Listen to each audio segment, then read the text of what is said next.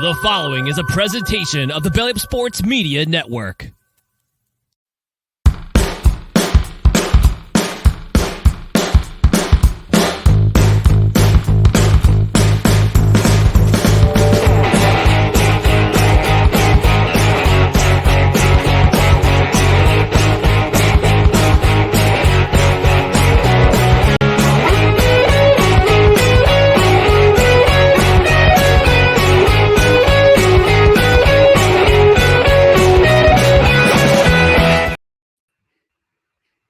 And we're back live and 1,000% much better than Saturday. Welcome to No Credentials Required, where you don't need a press pass to talk sports. We're presented by Belly Up Sports in association with Godzilla Media.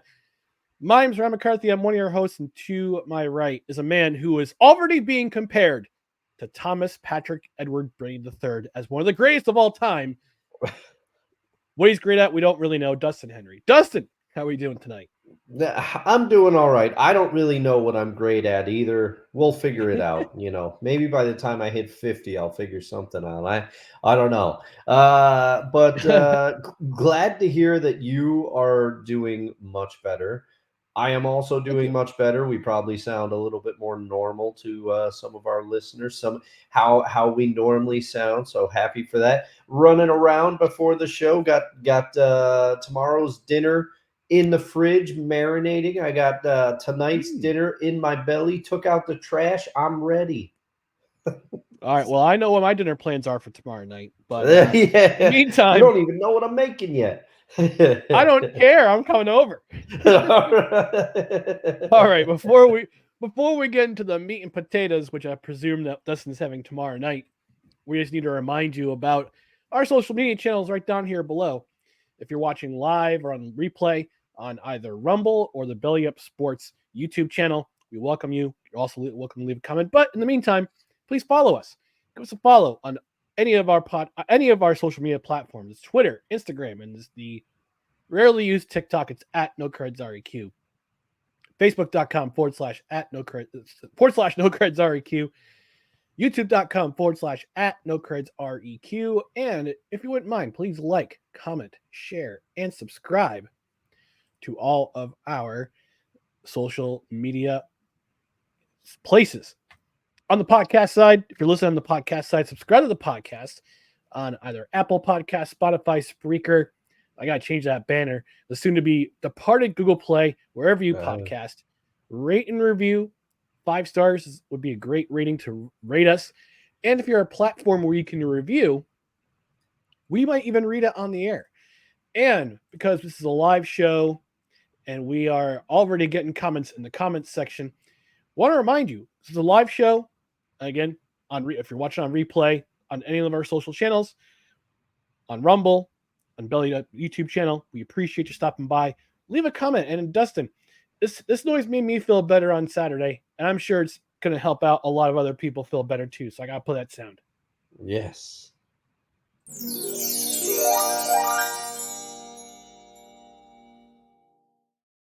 Right, folks, engage with the show. We want your comments. We've already got our obligatory sports ball comment from Sapna joining us from the Midwest, and Snowman saying sports ball. Hey, how about the 49ers?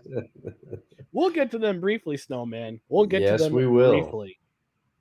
But before we do that, we got to talk about the AFC side of the championship bracket.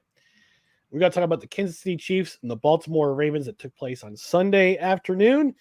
Kansas City wins 17-10. They advanced to their 4th Super Bowl in the last 5 seasons. Dustin, I'm going to have you lead us off here. Dustin, what were some of your thoughts about this game? And just take us through what the emotions of what you were watching. Oh, man. Okay. So first off, I want to say no shade to the Kansas City Chiefs. Can't hate the player, hate the game. The Chiefs have been as successful as they have been for a reason. But I want to say Baltimore laid an absolute egg for this game. Their defense no pun intended because they are birds. Yes. Sorry, I had to say it. And it wasn't a robin's egg or a raven's egg or any other type of bird. This God. was a rotten egg. This thing. So, Ryan, let me tell you, when you have Lamar Jackson, would you rather have him run a little bit, or would you have him drop back to pass an obscene amount of times? I would rather have him mix it up and do a little both. Yes, that is the correct answer. But they had Lamar Jackson dropping back so much that even I was thinking, what is going on now? Before the game, I knew it was going to get wild because the Chiefs and Ravens got into it before the game. Mahomes and Kelsey were messing with Justin Tucker. It was a whole thing. The Ravens now purportedly John Harbaugh, according to I believe it was Troy Aikman and Joe Buck calling this game. Was it not? I can't. I No, it was think. Tony Romo and Oh, it Jim was Nance. Tony Romo and Nance. That's right. Yeah, because it was a CBS.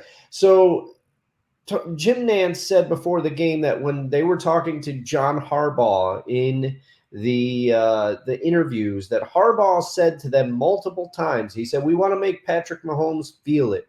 We're not going to let him exit the pocket and run around on us and extend plays. And when he does, we want him to feel it." Well, the Ravens took that way too far because not only did the offensive coordinator, in my opinion, Todd Monken, have a confounding game plan.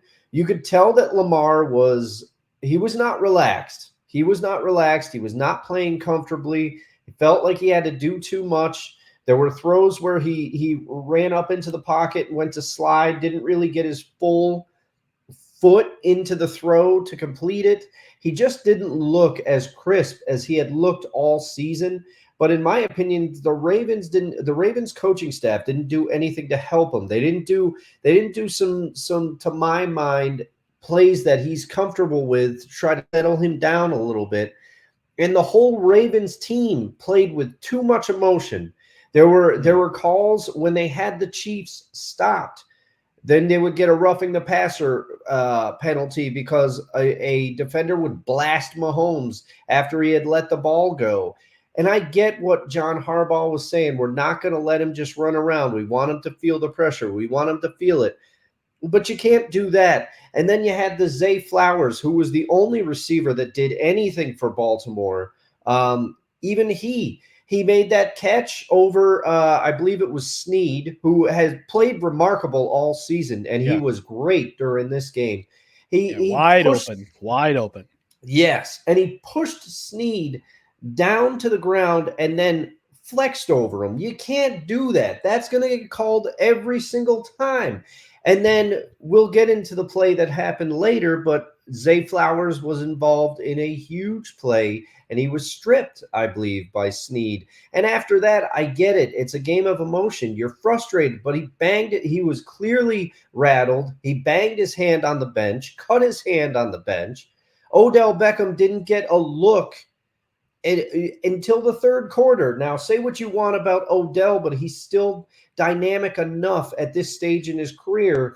They didn't even look to him until the third quarter. There were a lot of things. The Ravens felt like they were playing desperate and they were trying to, I don't want to say out tough the Chiefs or prove to the Chiefs how tough they were, but they played like they were afraid that they were going to lose that game from the outset. Even Mm. with they're trying to get they have Ray Lewis come out at the beginning of the game, and then right at the end of the half, they turn out the lights and they have Terrell Suggs come out like this is Monday Night T-Sizzle. Raw. Like it's ridiculous. And meanwhile, the Chiefs are just doing what they do. Steve Spagnuolo's defense did a great job shutting down the Ravens. The Travis Kelsey, he may have had a down season by his standards, but he's back. He was Mahomes' Mhm. safety valve many times in this game. It seemed like any time, especially early, the Chiefs needed a big catch. Kelsey was the one getting them. They went for it on fourth down. Kelsey converted. It was just, it was a clinic by the Chiefs. Their experience shown through in this game. But to me, the Chiefs played well enough to win, especially defensively, and they were able to get pressure on Lamar Jackson a few times, and actually sacked him twice, I believe. But the Ravens also did a ton to lose this game. Just too emotional, couldn't regulate it. Some horrible penalties at inopportune times, and here we are with the Chiefs heading to the Super Bowl for the AFC. Yeah, yeah. I'll go into my thoughts about this game, but first I want to preface this with a quote that was on Saturday for the Royal Rumble. I watched the Royal Rumble on my Peacock subscription on Saturday night. Yeah, there was not a whole lot on, so I'm just like, you know what, let's watch the Royal Rumble. And the thing is, with wrestling, I don't dabble too much in it anymore. Like, I'm not hardcore obsessed with it, but I still follow it. Simon Miller, the bald a-hole, just like me, love that guy. Ups and downs. Watch that guy, he's awesome. But I watched the Royal Rumble. I watched the entire thing, and the lead announcer Michael Cole said this about Roman Reigns and his 1,000. Well, now it's 1,249 days as WWE champion. He said this quote: "We love to hear the discussions from WWE's about, well, Roman Reigns doesn't defend every week. Roman Reigns only defends the title every couple months. Here's what I say about that. Beat him. At the end of the day, say what you want, complain about it. Doesn't matter, because Roman Reigns' record-setting now 1,249 days as WWE champion continues." And that's what I'll say about the Kansas City Chiefs. You complain about them we complain about we've talked about how we hate this team now. We now hate this team. They are. I said on Saturday in my flu haze that I'm comparing this team to what the Patriots used to be. They used to be at it every single year. Every single year they were in the thick of it. In the playoffs, all the way up to the championship, and now the Super Bowl. We complain about it. We say how much we hate this team, but at the end of the day, you have to beat him. And again, I'm just going by what Michael Cole said about Roman Reigns the other night. At the end of the day, say what you want, complain about it. It doesn't matter, because the Kansas City Chiefs are once again AFC champions until somebody beats them, until somebody else beats them. And the same applied in this game. We talked about how the Ravens could win the game if they controlled the clock early. The script got flipped. It got flipped. And the Kansas City Chiefs went out and did just that. In the first two drives, their first two drives, they absolutely won time of possession in this game. Yes. The first two drives were, if we do some real-time research here, as we are wont to do on this show. Yes, it is one of our trademarks. Yes, it is. Trademark. First drive, 10 plays, 5 minutes, 45 seconds. Results in a touchdown. Next drive, 16 plays, 9 minutes and 2 seconds. Touchdown. So their first two drives collectively that resulted in a touchdown went 14 minutes and 47 seconds. Now, that's unheard of for Andy Reid team, because Andy Reid's teams are quick-paced, high-flying, high-paced, full action, going, we're going. No, they methodically took their time because they wanted to keep Lamar Jackson in that offense, which is as highly as it's high octane. It's high octane. Yeah, it's a high octane. It's high octane when they need to be, which they did respond after Kansas City's first touchdown with a quick touchdown of their own. But Kansas City just kept the pace going all game long with those two long touchdown drives. I think that was one of the psychological. We talk. Hey, come back to wrestling, ring psychology, field psychology. Andy Reid absolutely took John Harbaugh to school. And I respect John Harbaugh for what he's done. He's won a Super Bowl in his time as head coach of the Baltimore Ravens. But Andy Reid's been doing this for a long time, for much longer than Harbaugh has. Back in his time with the I think it was a 49ers coach before he went to the Eagles. He was, well, he I can't remember exactly where he started, but I know he was part of Holmgren's staff on the Packers. Okay. It was Reed, Holmgren, Morningwig, Gruden, and somebody else who I am forgetting. Yeah, he was assistant offensive line and tight ends coach with the Green Bay Packers from 92 to 96. Then he was a quarterbacks coach and assistant head coach in 97 and 98. Then he went to the Eagles. And then he went there. He was there for 13, 15 years, for 13, 14 years. And then went to the Chiefs afterwards. So, yeah, he's been doing this for quite a long time. 1999 was his first year as an NFL head coach. It was psychological. It was a psychological beatdown with Kansas City with those 2 long drives. And yeah, even the pregame stuff you mentioned, Dustin, with Mahomes kicking around the tee and the ball of Justin Tucker, the one Ravens player who almost got in a fight with the bench of the Kansas City Chiefs. I think it was either Flowers or Arthur Malden who almost got in a scuffle with the Chiefs before the game. But I gotta give credit where credit's due. Both teams' defenses played well, especially Baltimore's in the second half. They had they legitimately shut out the Ravens in the second. I'm sorry, the Chiefs in the second half. They did all the things they needed to do, but the Chiefs' defense at the end of the day, they made the bigger plays. First was L'Jarius Sneed punching the ball out of Zay Flowers' arms to save a touchdown. Excuse me. And then on the next possession, Lamar Jackson, don't throw it into triple coverage. Yeah. And Isaiah Likely, don't throw your hand up when you're in triple coverage to show who he's throwing to. Because they read that all the way. Deion Bush catches the ball in the end zone. It's an interception. It's a touchback. And while we can roast Lamar Jackson, we can talk about him not being too quarterbacky as some yep, there it is. Him not being quarterbacky enough. He's too athletic, blah blah blah. He runs too much, this and that. We can question the decision making in his game. But we need to put the burden also on offensive coordinator Todd Monken. What was that game plan? Why did they pass 37 times and rush for only 14, and only 6 of those rushes were by their running backs? When the Ravens did not stick with the girl they brought to the dance, and they paid for it. And now they're sitting back home. The cleanup day on Monday, and now they're wondering what might have been. And you can either do 2 things. You can either learn from it, or you can come back stronger the next season, or you can start to fall apart.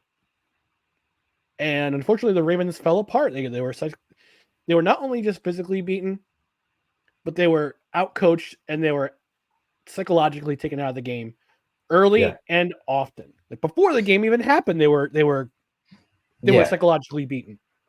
Yeah, and that's what I wanted to talk about. I mean, and I've never been in a high pressure situation like this. Frankly, I would not do well based on how I've handled certain situations in my life.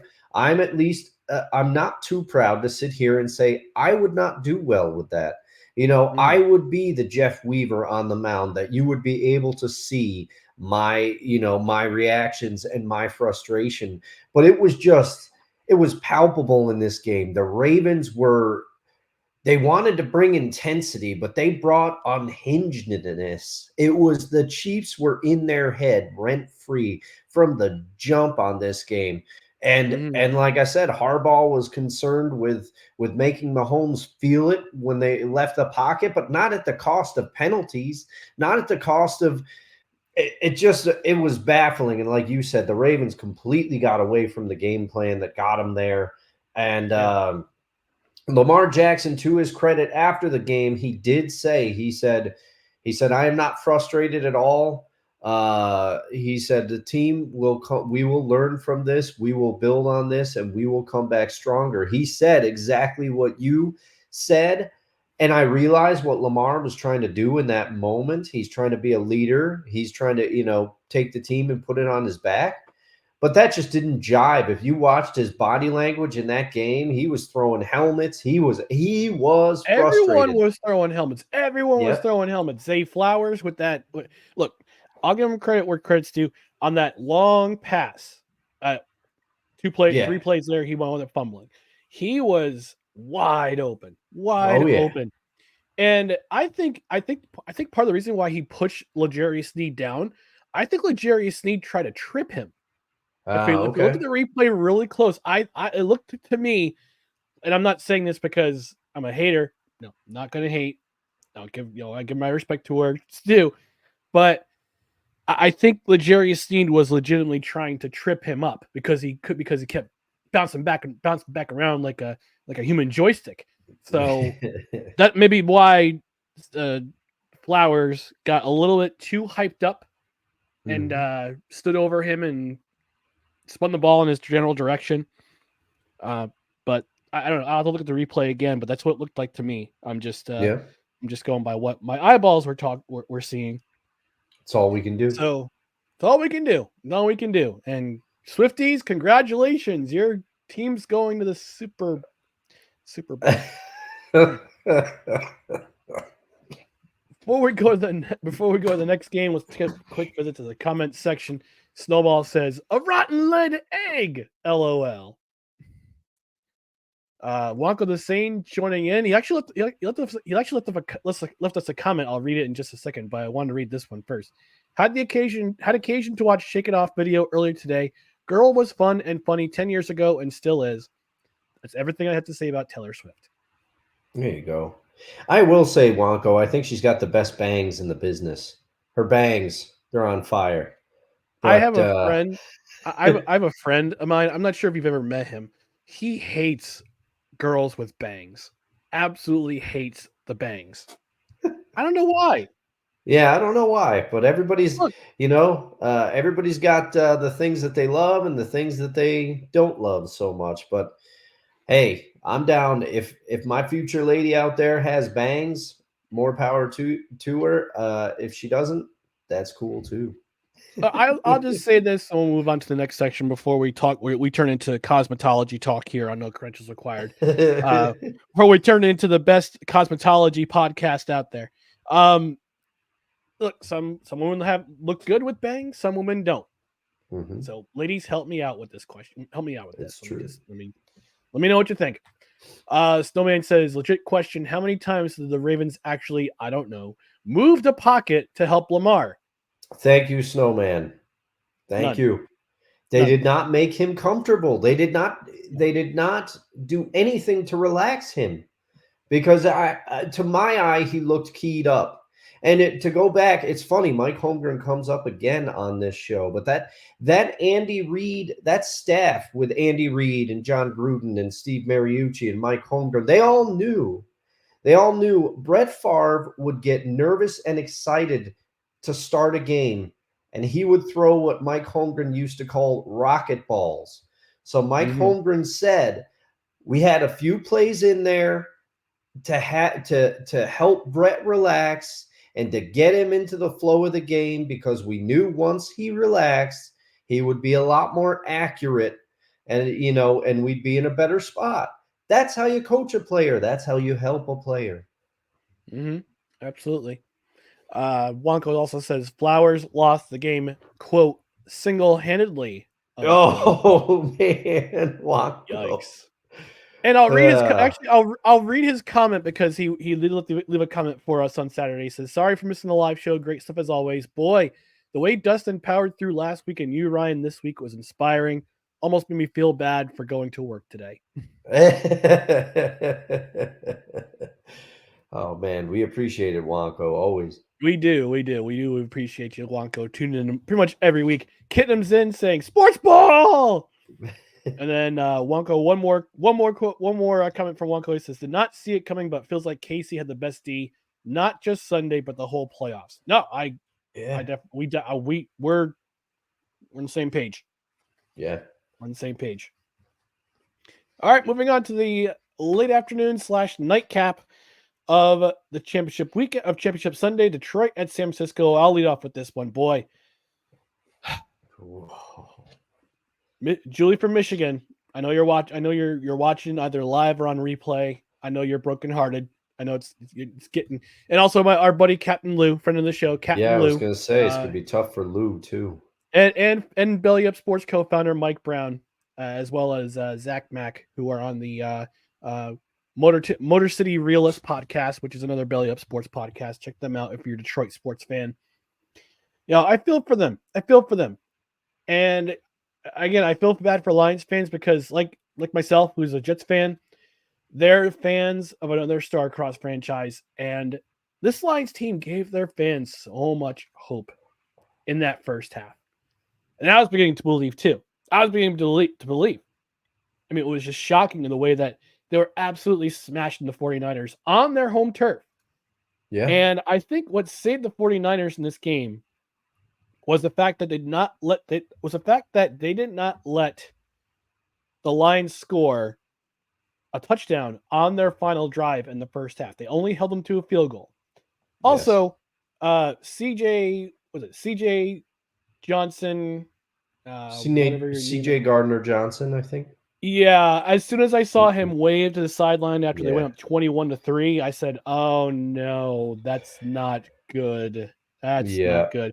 And by the way, Lions fans, he's a free agent, so I'm sure you'll be happy to see him go after what he did on Sunday. Between that and that weird penalty on the interception, he got called for a blindside block. That's a weird call. Yeah, that's a weird call. Yeah, it seems like we always go off on the officiating too much, but sometimes, sometimes there's still decisions that make you scratch your head. Yeah, that was weird. Now, let's flip it to the next half. This was literally a tale of two halves. And I think if the Lions had scored a touchdown instead of kicking a field goal, this game was over. This game was pretty much over. I thought it was all they have to do is kick field goals. You don't have to score another touchdown. Just kick field goals. Let their defense do their dirty work. And then came the bounce. A literal bounce. A lucky bounce that literally saved the 49ers season. Led to a touchdown. Then, when I thought that the Lions were going to try to respond with a touchdown there, that's the first drive of the second half for the 49ers. They really need that touchdown. They really needed that touchdown. Yeah. They really needed it. I mean, yeah. Say what you want. It's a lucky bounce. Sometimes the bounces, the breaks come to those who get them. I believe it was Branch Rickey who was the man who brought in Jackie Robinson to the Brooklyn Dodgers. Who said, and I paraphrase him: luck is the residue of design. So there's a design play. It bounces off of the Detroit Lions helmet into the arms of Brandon Ayuk, who ends up scoring that touchdown to complete the drive. Lions go driving down the field. They kept going. That's the thing about the Lions. Initially they didn't panic. They didn't panic, and they drove down the field. They're going into San Francisco territory. They went up to the 28-yard line of San Francisco on 4th and 2. Rather than taking the 3 points, Dan Campbell, for all the brass he has in his being, the giant testiculars that he he's had all season long, he absolutely killed the Lions season by not taking the 3 points, going for it on 4th and 2. Jared Goff gets pressured from the edge by Joey Bosa. Ends up throwing it to his receiver, who should have caught that ball. Reynolds should have caught that ball. He would have had the first down by about 3 yards. Instead, Lions turn it over on downs. The Lions turn over on downs. Niners score again. Then Jahmyr Gibbs coughs up the ball. Yep. Fumble. That's when I turned the game off. And I said to myself, you know what? This is too much momentum for the Lions to come back from. Niners wind up scoring another touchdown, kick the field goal. Lions tried another 4th down play, don't get it. Touchdown scored by the Niners, which pretty much makes it fait accompli. And again, it was really just a tale of two halves. And what it really came down to was part of it was Kyle Shanahan out coaching Dan Campbell. Kyle Shanahan's been in this situation. He's been to NFC Championship games. I think it's been what, three out of the last 4 NFC championships this team has been to. So he knows what he's doing. It also came down to execution. The Lions offense on fourth down, been doing this all year with the fourth down plays. Their success rate is pretty decent this year. Couldn't execute when it came down to it. And also the Niners didn't panic. The Niners didn't panic. You know, I know watching it. I'm going to bring up another combat sports comparison here. The UFC. When you see a guy getting grounded and pounded, or he's pinned down, he's in a bad position. He doesn't panic, and eventually, the momentum swing comes around. And that's what happened. Was that the Niners didn't panic when they were getting pummeled in the first half, came out swinging in the second half. And when the Lions felt the momentum swinging, the Lions collapsed. And again, I'm like I talked about with the Ravens game. I think this team, collectively, I saw a stat where collectively as a team, the Niners had 73 players among them who had or 73 games combined the Niners had in championship game experience, and the Lions had only 7. So again, Dan Campbell, and good news for Lions fans, Ben Johnson is going to stay in Detroit. He signed a new contract today. He's not going anywhere to take a coaching job. He's staying in Detroit. So that should solve the wound just a little bit, but still, I mean, you could do one of two things. You can either let it be a learning experience and come back stronger next year, or see if the window's closing and blow it up and try something different. But I think this Lions team will be back. Will be back next year. But as for right now, 49ers are back in the championship saddle. Yeah. And I mean, you touched on a lot of what I want to say. The only things I'll add is that, and first of all, Snowman, we know this is no shade to your team. I will give them their flowers. I will talk about what they did and how resilient they were to survive that. And Snowman, it hurts for Dustin because he's a Seahawks fan. Yes, it does. It does pain me to say this, but you know, the essence of the Niners not panicking. You can look at one Brock Purdy. He's still a young quarterback. What everyone says that, some people argue, is Purdy just a game manager? I would say no, he's more than that. But he himself showed a modicum of experience. He did not panic after he threw that pick. After that, he played very well. The Lions had all that momentum. And to me, the onus on this game, and I understand, you got the Jahmyr Gibbs fumble.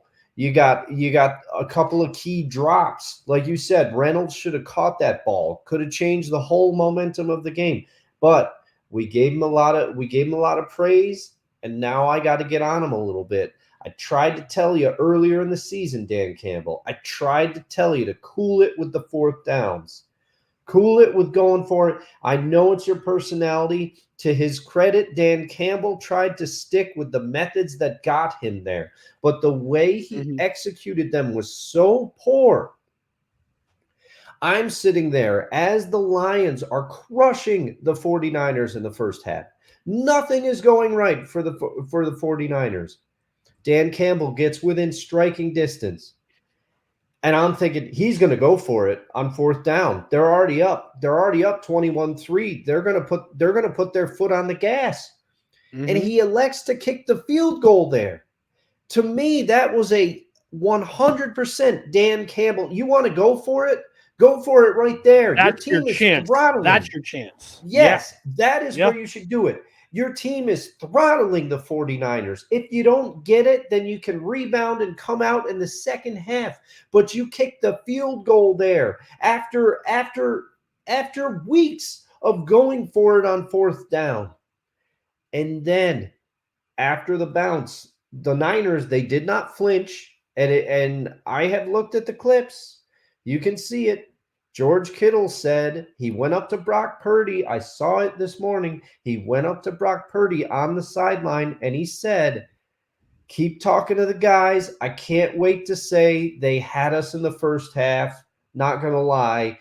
But we're going to come back and beat them. He predicted it. He predicted Mhm. it, and the Lions played right into their hands. The Niners did not flinch. They took the punch. They took the punch in their home stadium, and they came out ready to punch back. The Lions played like they were surprised to be in the position they were in, because that's the chance. That's the spot where you go for it, Dan Campbell. The two spots where you went for it subsequently were terrible. You know what a field goal would have done? It would have stopped the bleeding somewhat. The 49ers were Mhm. coming back on you. Points on the Mhm. board at that point. Get points on the board. Calm your team down. But you went for it in these terrible spots. And I'm sorry, Dan Campbell, but you cost the Lions the game. Yes, the players had some mistakes. Yes, there were collapses. There was the fumble. There were some drops. There were some catchable balls that did not get caught. And the Niners smelled blood in the water because they're sharks. They have experience. Mhm. But Dan Campbell, that is one of the worst decisions. Why did you not go for it when you've been doing it all year in the spot where you should have gone for it? You had the game in hand, you had momentum, and you threw it away. You threw it away, and then you decided it was almost like you were throwing mud at the wall. You're like, oh no, they're coming back on us. They're coming back. Here's what I'm going to do. I'm going to do it now. It's too late. It's too late. Yeah. The Yeah. And Niners as soon defense as, is too good. yeah. And as soon as that fourth down happened, that first fourth down gamble happened, you could see an entire city, entire state rather, of Lions fans doing this.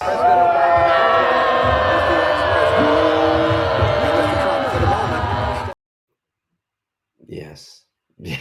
Yes. Been waiting to play that waiting I to play that think all show long. I think that sound was live from Ford Field. Live. Well, actually, I think this was the sound that people were yelling as soon as we had the fact that the uh, Kansas City Chiefs and San Francisco 49ers were going to meet in the Super Bowl.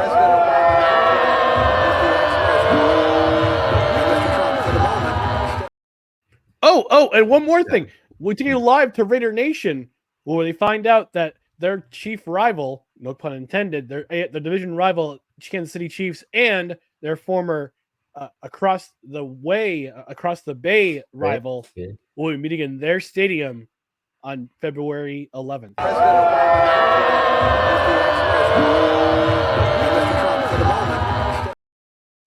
Oh man. Never gets old. Before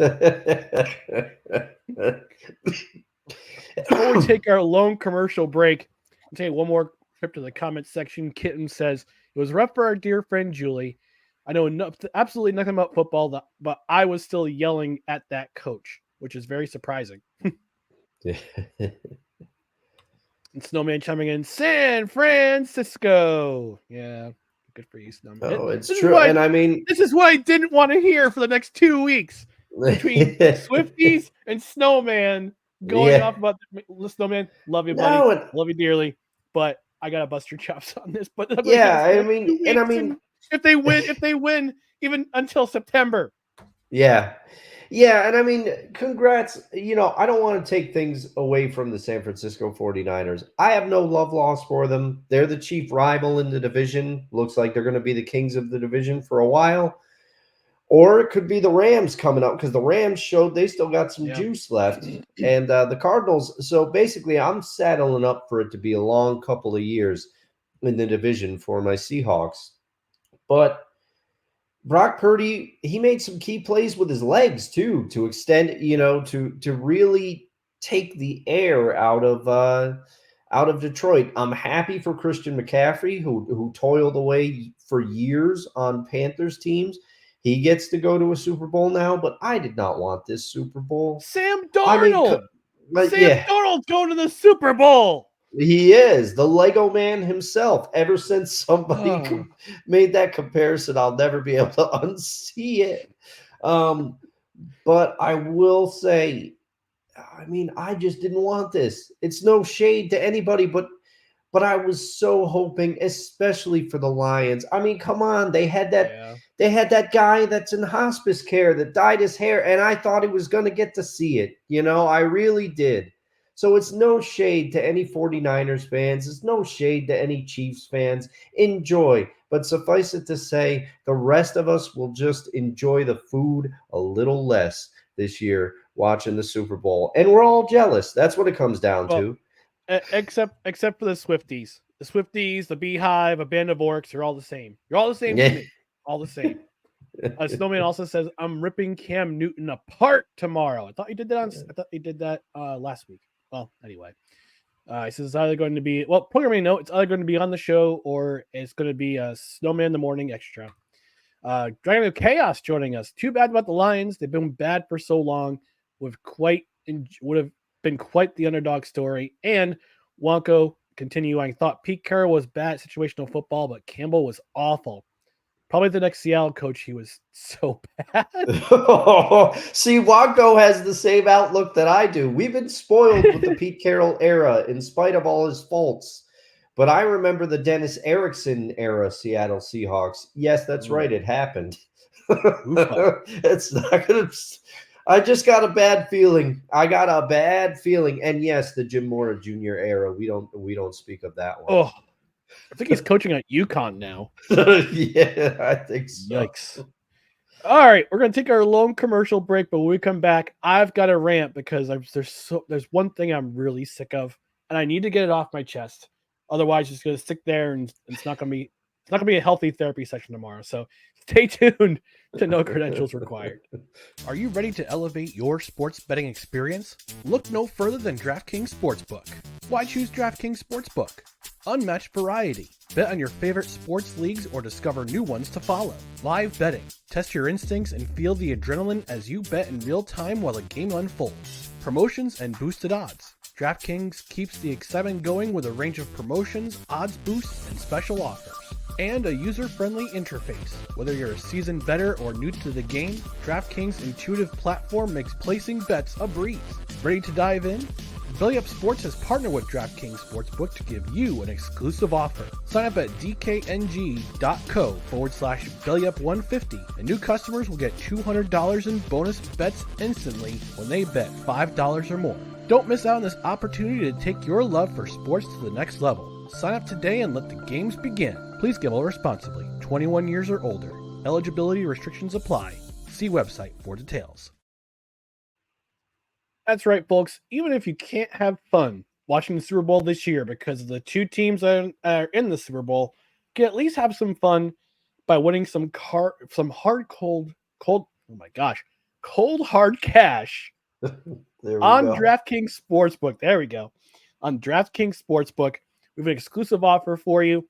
If you go to the link in the description, which is www.dkng.co/BellyUp150. If you're a new customer, provided you're in a state that has legalized sportsbook, you will get, with your first $5 deposit, an additional $200 in bonus bets. I mean, what's the one thing that's great about the Super Bowl? Prop bets. Prop bets are coming. We'll talk about our favorite prop bets. That's an entirely. Oh man, we might lose our affiliation after this. But prop bets. We'll talk about next Saturday for the Super Bowl preview. Some of the fun prop bets that are going on with this year's Super Bowl, as we always have. But have some fun. Bet responsibly. Gamble responsibly, first of all. But secondly, if you're a new customer, go to dkng.co/BellyUp150.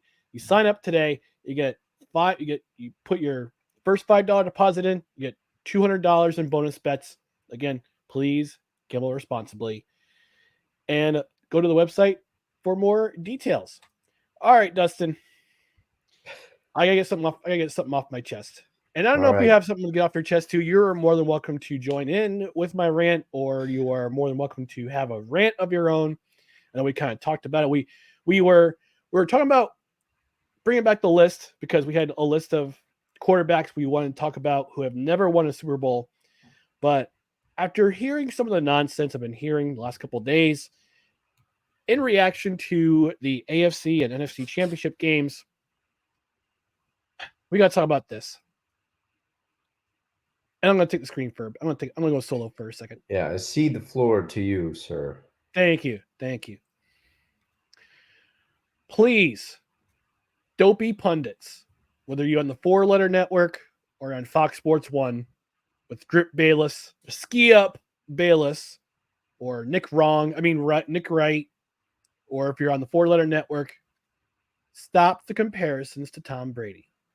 Or for that matter, any legendary athlete. Stop the comparisons. Ever since we got the Super Bowl participants decided, dopey pundits, again, either on the 4-letter network or on Foolish Sports 1, have made all sorts of comparisons of Brock Purdy and Patrick Mahomes to Tom Brady. Let's have some real talk for a second, guys.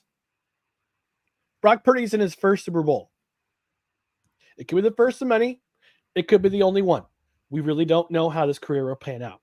So far, so good for him. Congratulations, dude. Patrick Mahomes is in his 4th Super Bowl in 5 years. He's won 2, going for his 3rd. Great. Good for him. Congratulations. Have yourself a cheeseburger with Andy Reid if you win the game. But for as much as I dislike Tom Brady when he was with the New England Patriots, I can respect his greatness for the fact that he won 7 Super Bowls and went to 11 of them.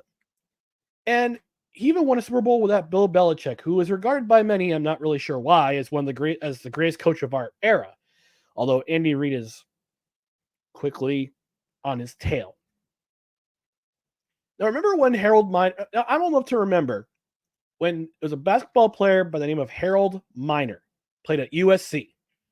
Talented guy, spectacularly talented guy. But everyone kept comparing him, saying, oh, he is the next Michael Jordan. His game is similar to Michael Jordan's. Stop. The only comparison Harold Miner had to Michael Jordan, and God bless him for going to the NBA, it's more than what I could have ever achieved, was the fact that he dunked like him and had the same hairstyle, and that he had none at all. He was bald. Shaved his head bald. Those are the only 2 comparisons. And that's where they ended. But again, with these dopey pundits on the 4-letter network and Foolish Sports 1 farming for engagement on social media, saying Purdy and Mahomes are just like Tom Brady. Stop it. You want a comparison of greatness? Appear in 11 Super Bowls. Play for 23 seasons. Until then, stop the comparison game. And then to add, to any athlete, pre-draft, like before you get drafted by a team, if you get asked a question by one of these journalists who say, "Well, your game is being compared to this person," and if you say, "I don't want to be the next this, I want to be the first me," I will buy your jersey as soon as you are drafted. Dustin, anything to add? Well, other than the fact, and I'm not gonna rant because I already kind of ranted on Dan Campbell. That was mostly what I was gonna rant about, and his philosophy of going for it on 4th down, but he didn't do it in the perfect opportunity that he could have done it, and it would have made perfect sense. But I completely agree with you on this. These leaps. Everybody wants to anoint the next this person, the next that person, and it's not fair to that person either, because then it saddles them with that expectation, moniker, or trying to live up to that moniker. You want to know the story that and this is going to go a little bit off topic. Bear with me here, but this is the craziest example that I could ever think of this type of stuff, because people have been comparing Tom Brady. He's going to be the standard that people are looking at now. It's going to be everybody's going to be looking for the next Tom Brady. It's just like I've made this comparison before, but in the early 90s, when the grunge movement hit and Nirvana broke, the labels were looking for the next Nirvana. That's what they wanted, the next Nirvana. That's what they were chasing. Jordan has been the sports equivalent of that for many, many moons now. Everybody's saying, oh, he's the next MJ. I remember people talking talking like Tracy McGrady was going to be the next MJ. That, you know, Kobe was anointed the next MJ. Luckily, Kobe was good enough to carve out his own legacy. But then it just gets Michael. I'm sorry to interrupt you. And Michael Jordan recognized that greatness firsthand at the '98 All-Star game. Yes, he did. Yes, he did. And as much as people like to heap a bunch of hate on LeBron, and I don't always agree with everything he does, or I don't always think he's the best, but why can't you just accept, okay, MJ was MJ, LeBron's LeBron? Why do we have to compare everybody all the time? It's so annoying. But the example that I'm going to get to now is there was a player, Stephon Marbury, entered the NBA, and people called him Starberry. People called him, like, said he was going to be the greatest, you know, one of the greatest point guards. And Stephon Marbury ended up being a great, you know, NBA player in his own right, but he had some personal problems. But if you heard the story of his cousin Sebastian Telfair, Sebastian Telfair was told by his parents in 8th grade, you're going to be our ticket out of here. You're going to make the NBA. You're going to be our ticket out of here. You're going to right the ship, so to speak. And they were already saying that he was better than Stephon Marbury in 8th grade, 9th grade. This kid was under the microscope. And guess what? LeBron handled it. You got to give him that. When he was in high school, he handled it. His games were being broadcast, but not everybody can handle that. Because guess what happened to Sebastian Telfair? He did make it to the NBA. I believe he was drafted by the Timberwolves. I can't quite remember. It was either the Timberwolves or the Blazers, but he ended up on the Timberwolves, and he had some problems. And then he's out of the NBA, and then people like to call him a bust. Well, maybe if we let the person be and we didn't try to compare him to everybody all the time and heap all these expectations on all this on this kid, maybe he would have turned out okay. You know, it's stuff like this. He was drafted by the Trailblazers, but wound up signing with the Timberwolves in 2007. Yep. So or traded. Yeah, he was traded. Sorry. Okay. All right. So my memory was pretty good on that. That's okay. We do real-time research on this program. We want to make sure we're factually correct. Another name I want to bring up, Felipe Lopez. I don't know if you remember him. He was considered the Hispanic Michael Jordan. He had all these expectations. He was considered one of the greatest high school basketball players in New York City. And hopefully Wise El Jefe's watching. He can attest to this because he's from the Bronx. He's from that area. And he had all these expectations. He was supposed to be the next great thing. Went to St. John's. Unfortunately, didn't have quite the career that he was supposed to have at St. John's with all the expectations landed on him.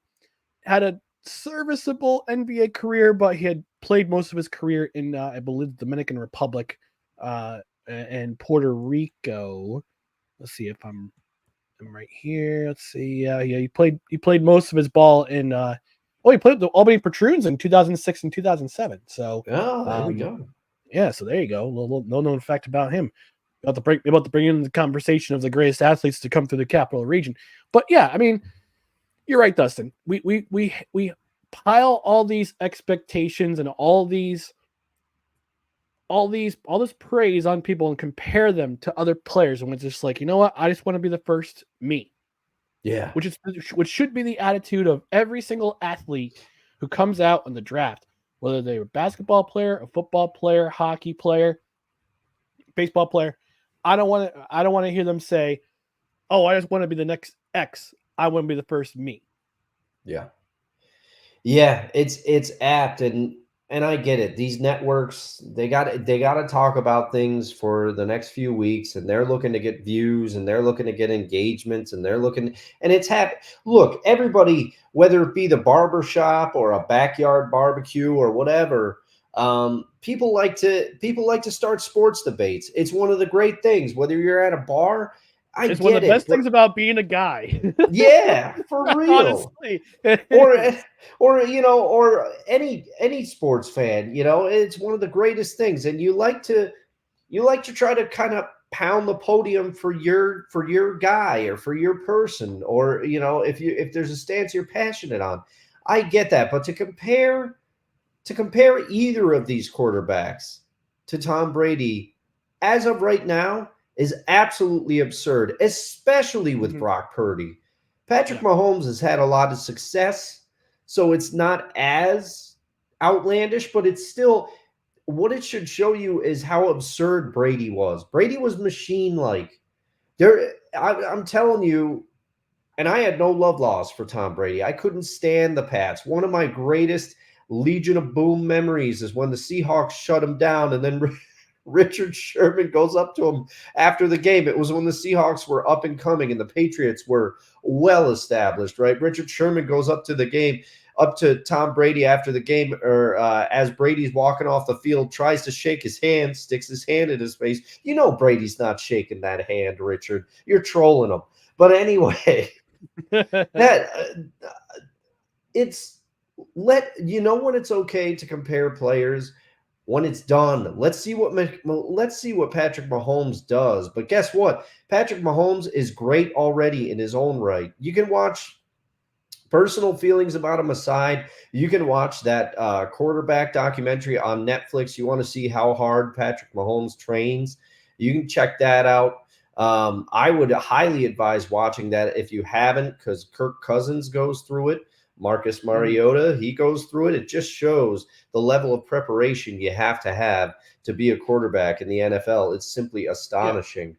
And it's not just the quarterback position. It's every position. Wide receiver, tight end, running back, offensive line, defensive. It's every position. It's like, we got to compare this guy to this guy. No, we don't. Yeah. No, we don't. Let them carve out their own legacy. Let these players carve out their own name. Make themselves be great. Don't compare them to a certain one specific athlete because you want to have a conversation, have a debate because you're bored, or because some producer says, "Oh, or some producer brings up in a meeting, we should have this debate on the air. We're going to generate lots of content online." It's like, no, be intelligent. Have an intelligent conversation. Yeah, and I mean, if you want to say, oh, elements of his game at this stage remind me of blah, blah, blah, that's fine, because you're not directly comparing. But to say that Brock Purdy is just like Tom Brady is asinine. Has Brock Purdy proved to a bunch of people that he should not have been Mr. Irrelevant? 100%. Isn't it impressive that he went into this 49er team last year, and the Niners reports, and you can correct me if I'm wrong, Snowman, but I remember reports coming out of the Niners at that time when Purdy took over. They said he has established himself as the leader of this team. People are looking to him in the huddle. So, stuff like that, amazing. But let's let his career play out. Let's see what happens. Don't start with the hyperbole. Yeah, and that's what all it is. It's hyperbole for the sake of hyperbole. It's just it's shouting into the void like this.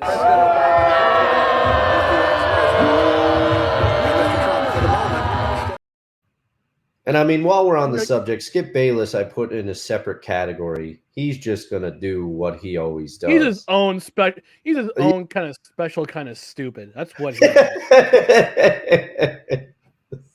Good Lord. All right, we're gonna close up things, but before we do that, we just want to go back to the comment section. Kevin Wilson, Mr. Belly Up Fantasy Sports, says, "I missed Dustin's rant. Damn it." Well, Kevin, you can always go back and watch it. Watch the rest go back and watch the highlights of the show. I mean, we're welcome to. Yeah. I mean, anybody. It wasn't too ranty. It certainly wasn't on the level of my Shawn Michaels 1995 Luka Doncic comparison. that is my magnum opus so far. That is your magnum opus of No Questions Required. Yeah. Luka Doncic loses his smile. The last comment of the night goes to our friend Wonka, the saying, "My rant. The greatest, quote, stickball game is pool. Not baseball, hockey, tennis, lacrosse, or that European stickball named after a bug." End rant. I will say I am a fan of pool. Used to have a pool table in my grandma's basement growing up, and then it moved to my mother's house. I was never any good, but I like to play a lot. And Yeah. Dirk Nowitzki once called it pool billiards. I was like, that's pretty fantastic, Dirk. I love that. Yeah. It's the same thing. It's the same thing, Dirk. Yeah, I like pool billiards. He is a treasure. He is a He treasure, is Dirk Nowitzki. he is an NBA international treasure. Yeah, yeah. Before we get out of here, I just want to remind you about our social channels: Twitter, Instagram, and TikTok at NoCredsREQ, Facebook.com/NoCredsREQ, YouTube.com/ at NoCredsREQ. Follow us on our social media channels, and as always, please like, comment, share, and subscribe to all of our social media channels. Also, to those who've been watching the replay on Rumble and the YouTube Belly Up Sports YouTube channel, we thank you for joining along. Please make sure to follow us here on the podcast side. Subscribe to the podcast on Apple Podcasts, Spotify, Spreaker, the soon-to-be departed Google Play, wherever you podcast. Rate and review. Leave us a 5-star rating. And also, if you're on a platform where you can review, we'll even read it on the air. We'll be back on Saturday for another edition of Saturday Brunch. However, programming note, no show next Tuesday because I will be at a speaking event. I'll be going at Proctor's Theater, attending the Dr. Jordan Peterson lecture. I'm sure Dustin will have something else in mind, but next Saturday we're gonna have our Super Bowl special. We're hoping to bring back some special guests from last year. We had Cole Johnson last year. We had Jared from Corner Booth on last year. We might bring on some other panelists, but we're hoping to bring back some guests. So next Saturday, 10 a.m. Eastern, is our Super Bowl preview. So until then, thank you for tuning in to No Credentials Required, where you don't need a press pass to talk sports. We are presented by Belly Up Sports in association with Godzilla Media. For Dustin Henry, I'm Ryan McCarthy. Thanks for joining us, and we'll talk to you on Saturday morning. Good night, everybody.